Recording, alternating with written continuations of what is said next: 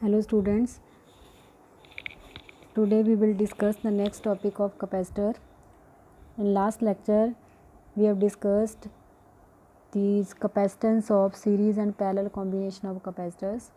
In series combination of capacitor we can calculate the total capacitance by taking the reciprocal of individual capacitance and by taking the sum. That is, formula for series combination of capacitor is 1 by C is equal to, that is total capacitance 1 by C is equal to 1 by C1 1 by C2 plus 1 by C3, तीनों का सम reciprocal करने के बाद.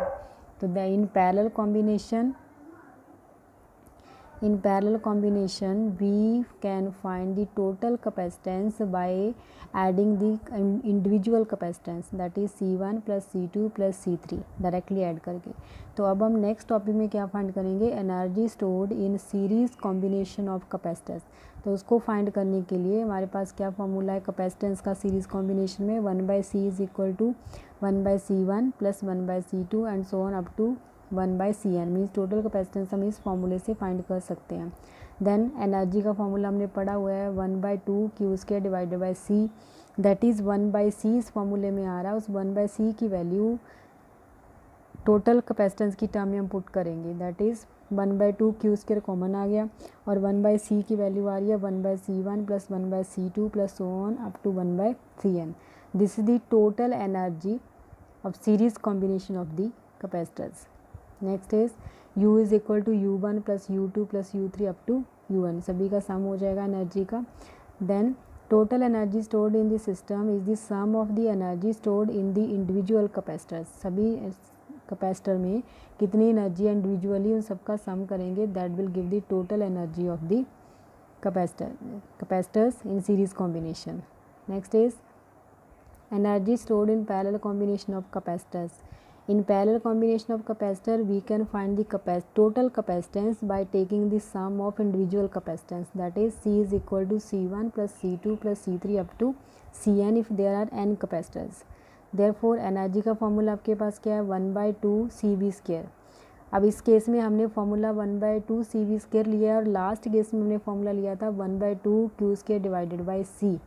तो ये formula हमने different क्यों लिया, बिकॉज हमें पता है कि जब हम सीरीज़ कॉम्बिनेशन ऑफ कैपेसिटर करते हैं, सीरीज़ कॉम्बिनेशन में चार्ज की अमाउंट सेम रहती है, because charge on each capacitor appear because of induction. तो उसको हमने क्यू की फॉर्म में लेना है जब हम सीरीज़ कॉम्बिनेशन का कंसेप्ट लगाएंगे. तो सीरीज़ कॉम्बिनेशन ऑफ कैपेसिटर में आपके पास जो एनर्जी का फॉर्मूला होगा that is 1 by 2 Q square divided by C, because Q is same for all the capacitor.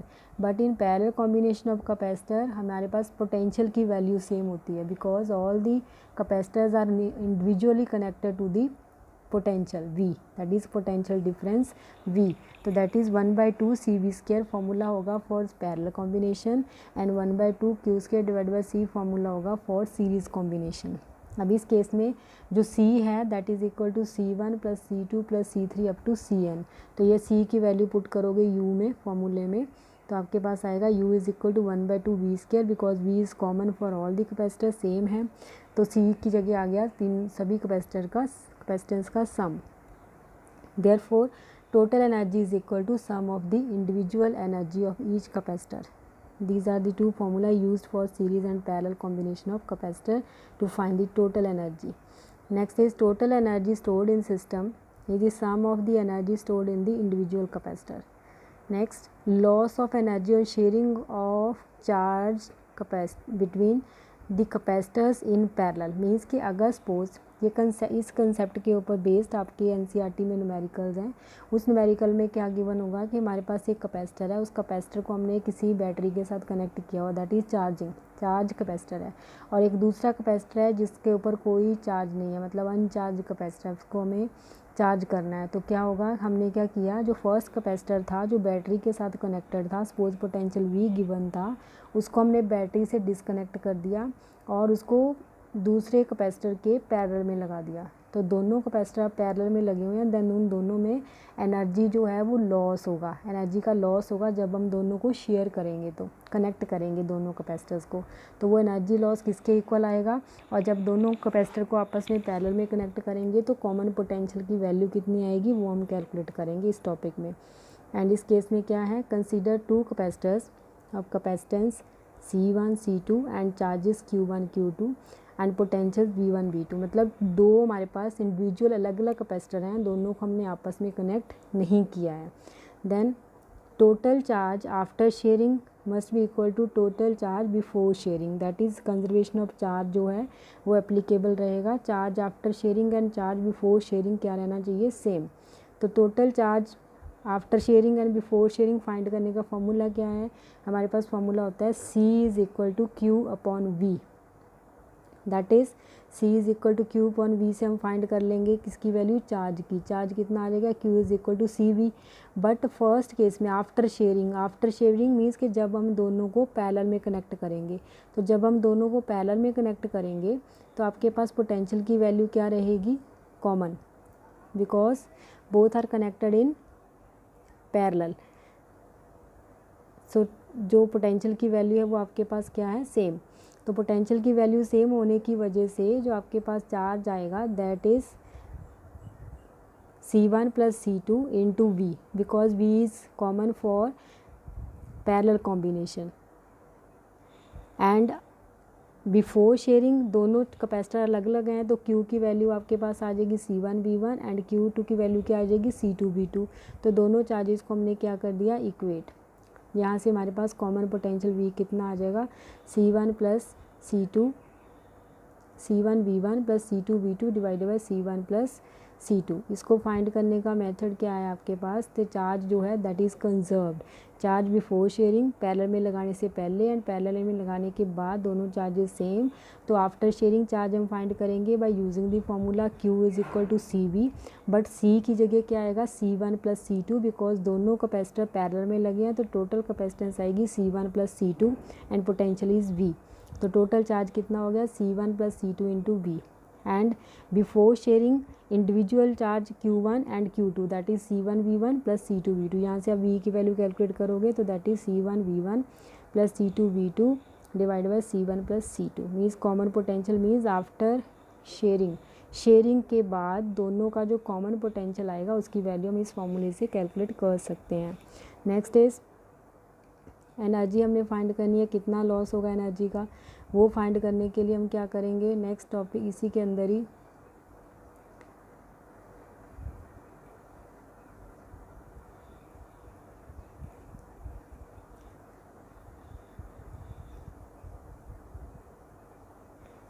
Total energy before sharing find करेंगे, then total energy after sharing हम calculate करेंगे। तो वो फाइंड करने के लिए बिफोर शेयरिंग एनर्जी, बिकॉज दोनों capacitor independent behave कर रहे हैं, तो एनर्जी कितनी होगी, इनिशियल एनर्जी हम उसको लिखेंगे that is 1/2 C1 V1 square. एक कैपेसिटर की एनर्जी हो जाएगी, दूसरे की एनर्जी कितनी है 1/2 C2 V2 square and total energy will be sum of these two energies. Then total energy after sharing, अब आफ्टर शेयरिंग में क्या चेंज आएगा, ओनली आपके पास जो कैपेसिटेंस है वो दोनों की अलग अलग होगी, बट पोटेंशियल दोनों का क्या होगा, same, because it is a common potential. So total energy after sharing that is U final 1/2 C1 plus C2 into V square. V1 V2 नहीं रहेगा बिकॉज दोनों को हमने पैरेलल में कनेक्ट कर दिया है, तो कॉमन पोटेंशियल कितना आ जाएगा V। और कॉमन पोटेंशियल की वैल्यू ऑलरेडी हमने ऊपर टॉपिक में फाइंड किया, वो वैल्यू आप यहाँ पुट करोगे। देन पुट करने के बाद आप सिंप्लीफाई कर लोगे तो फाइनल एनर्जी आ जाएगी। अब ये फाइनल एनर्जी और इनिशियल एनर्जी दोनों को हमने डिफरेंस लेना है, किसकी वैल्यू ज़्यादा होगी। अब हम U initial minus U final करके जो वैल्यू देखेंगे वो रिजल्ट आएगा C1 C2, ब्रैकेट में आ जाएगा आपके पास V1 minus V2 whole square divide by 2 C1 plus C2। अब ये जो वैल्यू आ रही है that is positive, because V1 minus V2 whole square है, होल स्क्वायर जो है वो वैल्यू ऑलवेज क्या रहती है, positive, and C1 C2 already positive हैं। तो जो एनर्जी आएगी U initial minus U final that is greater than zero. तो ग्रेटर देन ज़ीरो का मतलब क्या होगा कि इनिशियल एनर्जी ज़्यादा होगी, फाइनल एनर्जी कम होगी। मीन्स कि जब हम दो कैपेसिटर को शेयरिंग करते हैं, आपस में पैरेलल में कनेक्ट किया है, तो एनर्जी का क्या होगा, loss. Therefore there is a some loss of energy when two charge capacitors are connected together. This is the related to the common potential. और ये जो न्यूमेरिकल है आपको वो सिचुएशन में लगाना है जब आपके पास दो कैपेसिटर्स हैं, पहले इंडिविजुअली सपोज एक चार्ज है और एक अनचार्ज है, देन आफ्टर सम टाइम जो चार्ज कैपेसिटर उसको बैटरी से डिस्कनेक्ट करके हमने दूसरे अनचार्ज कैपेसिटर के साथ कनेक्ट कर दिया है तो आपने कॉमन पोटेंशियल फाइंड करना है, तो ये सिचुएशन में आप ये फार्मूला यूज़ कर सकते हो to find the common potential. Formula is C1V1 + C2V2 divide by C1 + C2। Therefore the loss of energy appears, क्यों हुआ ये loss, because in the form of heat होगा, because they are connecting wire to connect the two capacitors in parallel. तो heat की form में energy का क्या होगा, loss. That is by initial energy greater than the final energy. Next is polar molecules. ये topic मैंने last आपको send किया था वीडियो, एक बार फिर से डिस्कस करें इसको। Polar molecules and non polar molecules, और polar and non polar molecules, ये इंपॉर्टेंट टॉपिक पेपर में आता है question. What is the effect of electric field on polar and non polar molecules. तो सबसे पहले इफेक्ट स्टडी करने से पहले इलेक्ट्रिक फील्ड का इसके ऊपर क्या इफेक्ट पड़ेगा, उससे पहले हम डिस्कस करेंगे what is polar molecules and what are non polar molecules. Polar molecules जिनमें पॉजिटिव और नेगेटिव चार्जेस का जो सेंटर है वो कोइंसाइड नहीं करता है, that is known as polar molecules. For example water की जो शेप होती है वो बैंड शेप में होती है, तो दैट इज़ उसमें क्या होता है कि सेंटर ऑफ पॉजिटिव चार्ज और नेगेटिव चार्ज कोइंसाइड नहीं करता है। अब पॉजिटिव नेगेटिव चार्ज आएगा कहाँ पे, ओ वाटर का formula H2O, that is 2 hydrogen atom और 1 oxygen atom, these are connected in the form of bend shape. And इस केस में जो oxygen that is more electronegative as compare to hydrogen, तो जो pair of electron that is attracted toward the oxygen, तो उसमें partial negative charge आएगा और hydrogen के ऊपर पार्शियल पॉजिटिव चार्ज आएगा। तो जिसकी वजह से क्या होगा, यहाँ पे पॉजिटिव चार्ज का सेंटर जो है वो हाइड्रोजन दोनों को लाइन ज्वाइनिंग के मिड पॉइंट पे होगा, और नेगेटिव चार्ज का सेंटर जो है वो ऑक्सीजन के ऊपर है, तो दोनों कोइंसाइड नहीं करते हैं, that is why it is known as polar molecule. ठीक है, पोलर मॉलिक्यूल्स। एंड इसका जो डाइपोल मूवमेंट होगा that is from oxygen toward the line joining the centre of hydrogen atoms, that is P vector की जो direction होगी वो negative से पॉजिटिव की ओर होगी, बिकॉज ऑक्सीजन नेगेटिव है और हाइड्रोजन पॉजिटिव है, that is direction is from positive to negative to positive, oxygen to hydrogen. And examples of polar molecules कौन कौन सी एग्जांपल है, HCl, H2O, NH3, CO2, alcohol etcetera, these are known as polar molecules. अब आपने इस polar molecule का अगर structure हम स्टडी करें तो यहाँ पे आपके पास डाइपोल मोमेंट P की वैल्यू आ रही, मीन्स कि डाइपोल ऑलरेडी एग्जिस्ट कर रहा है। Dipole means separation system of two opposite charges, -Q और +Q, एक सिस्टम जिस सम डिस्टेंस के साथ दोनों को सेपरेट करेंगे, that is known as dipole. तो मीन्स कि water is a dipole, dipole exist कर रहा है इसके अंदर, ऑक्सीजन के ऊपर नेगेटिव चार्ज, हाइड्रोजन के ऊपर पॉजिटिव चार्ज। डाइपोल है बट डाइपोल मूवमेंट की वैल्यू 0 होगी। रीज़न क्या है उसका, effect of electric field on polar molecule. इसको स्टडी करने के लिए सपोज करते हैं हमारे पास एक पोलर मॉलिक्यूल्स हैं, दैट इज सपोज वाटर ही है। तो एक वाटर मॉलिक्यूल हमने ऊपर जो डायग्राम में दिखा रहा है उसमें डाइपोल एग्जिस्ट कर रहा है। डाइपोल की डायरेक्शन कहाँ से है, ऑक्सीजन से हाइड्रोजन की ओर। डाइपोल मूवमेंट की जो डायरेक्शन है that is from oxygen to hydrogen, negative to positive. तो ऐसे ही आपके पास सभी वाटर मॉलिक्यूल्स हैं इस बॉक्स में, और सभी वाटर मॉलिक्यूल्स का डाइपोल मूवमेंट है that is from negative to positive, means oxygen to hydrogen, but these dipoles are arranged randomly.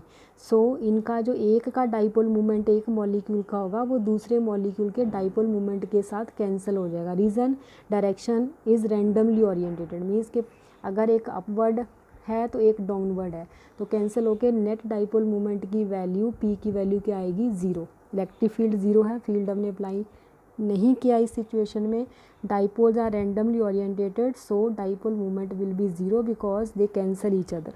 But when we apply electric field given is in the absence of electric field the permanent dipoles, permanent means already exist कर रहा है dipole because there is a partial negative and positive charge separation, so the molecules in random interaction and hence the net dipole moment is 0।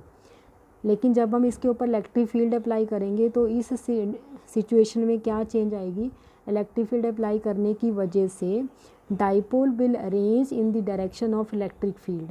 Means suppose हमने क्या किया है कि इसकी left side के ऊपर पॉजिटिव की प्लेट है इलेक्ट्रिक फील्ड और राइट साइड पे नेगेटिव की प्लेट है, तो इलेक्ट्रिक फील्ड की डायरेक्शन कहाँ से होती है, फ्रॉम पॉजिटिव टू नेगेटिव। तो इसकी वजह से होगा क्या, इसमें मैं आपको थोड़ा इसमें बता देती हूँ, एक्सप्लेन कर देती हूँ कैसे है। जैसे सपोज़ यहाँ हमने एक प्लेट ली, यहाँ एक प्लेट ली और इस प्लेट के ऊपर पॉजिटिव है, इस प्लेट के ऊपर नेगेटिव है, तो इलेक्ट्रिक फील्ड जो है वो पॉजिटिव से नेगेटिव की ओर है। मीन्स जो आपका पोलर मॉलिक्यूल है उसको हमने इलेक्ट्रिक फील्ड के अंदर रखा है। तो होगा क्या, इसके अंदर जो नेगेटिव एंड है डाइपोल का वो भी फोर्स एक्सपीरियंस करेगा, जो पॉजिटिव एंड है वो भी फोर्स एक्सपीरियंस करेगा। फोर्स किसके इक्वल आता है, force is equal two plus minus Q E, इसके वैल्यू के इक्वल आता है। अब प्लस माइनस मीन्स अगर तो चार्ज पॉजिटिव है तो फोर्स और इलेक्ट्रिक फील्ड सेम डायरेक्शन में होंगे। मीन्स के जो पॉजिटिव एंड है वो फोर्स एक्सपीरियंस करेंगे in the direction of the electric field, and जो नेगेटिव चार्ज है that will experience force in the direction opposite to electric field. Means जो नेगेटिव एंड होंगे वो तो पॉजिटिव की साइड आ जाएंगे और जो पॉजिटिव एंड होंगे वो नेगेटिव की साइड आ जाएंगे। मीन्स डाइपोल्स अपने आप को एक डायरेक्शन में अरेंज करेंगे, जिसकी वजह से एक दूसरे का जो डाइपोल मोमेंट कैंसिल हो रहा था वो कैंसिल नहीं होगा। इसकी वजह से नेट डाइपोल मोमेंट की वैल्यू आएगी। मीन्स कि आपके पास जो पहले मॉलिक्यूल जो रैंडमली ओरिएंटेटेड था डाइपोल मोमेंट, जिसकी वजह से डाइपोल मोमेंट 0 आ रहा था, तो डाइपोल्स ने अपने आप को एक पर्टिकुलर डायरेक्शन में अरेंज किया और डाइपोल मोमेंट की एक वैल्यू आएगी। अब इस केस में अब वो वैल्यू कितनी आएगी उसको फाइंड करने के लिए हम क्या करेंगे, अब नेक्स्ट वैल्यू आपके पास क्या आ रही है, that is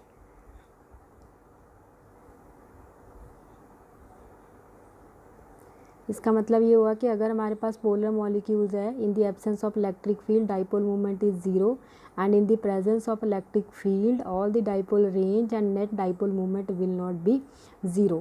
so dipole moment की एक पर्टिकुलर वैल्यू आएगी। When electric field is applied the dipole orient themselves in the regular fashion and hence dipole moment is induced.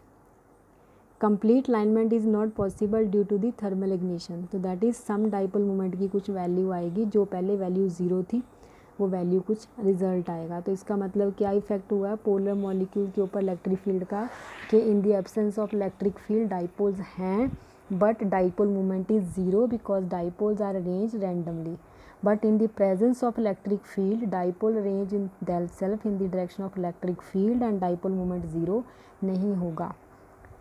I think it is clear to all कि polar molecule में dipoles हैं but वो range करेंगे in the direction of electric field जब field apply करेंगे और dipole moment non zero होगा। Next is non polar molecules. अब पोलर मॉलिक्यूल्स में हमने क्या पढ़ा है कि सेंटर और पॉजिटिव और नेगेटिव चार्ज कोइंसाइड नहीं करेगा। Non polar molecules are those molecules in which centre और positive and negative charge coincide. For example hydrogen molecule in which center of positive charge coincide with the center of negative charge is called non-polar molecules. Non-polar molecules has symmetric shape. For example, hydrogen, nitrogen, CH4, O2, C6H6 etc. These are symmetric. हम यहाँ पे example लेंगे और उस example के according क्या है कि हम देखेंगे कि नॉन पोलर मॉलिक्यूल्स के ऊपर इलेक्ट्रिक फील्ड का क्या इफ़ेक्ट पड़ेगा। तो वो देखने के लिए सपोज़ हमारे पास हाइड्रोजन की बात हो रही है। अब हाइड्रोजन की बात हो रही है तो H2, ठीक है, और उस केस में क्या होगा कि पहले सिचुएशन हम देखेंगे कि जब इसमें इलेक्ट्रिक फील्ड की वैल्यू 0 है तो E इज़ इक्वल टू हमने क्या कर दिया 0। अब हाइड्रोजन में न्यूक्लियस के अंदर प्रोटॉन और साथ में क्या होता है न्यूट्रॉन और बाहर क्या होंगे इलेक्ट्रॉन, 2 इलेक्ट्रॉन बिकॉज H2 की बात हो रही है। तो अब किस केस में सेंटर ऑफ पॉजिटिव चार्ज जो है that is lying inside the nucleus and centre of negative charge that is दोनों इलेक्ट्रॉन को ज्वाइन करेंगे, centre of negative charge is also at the centre.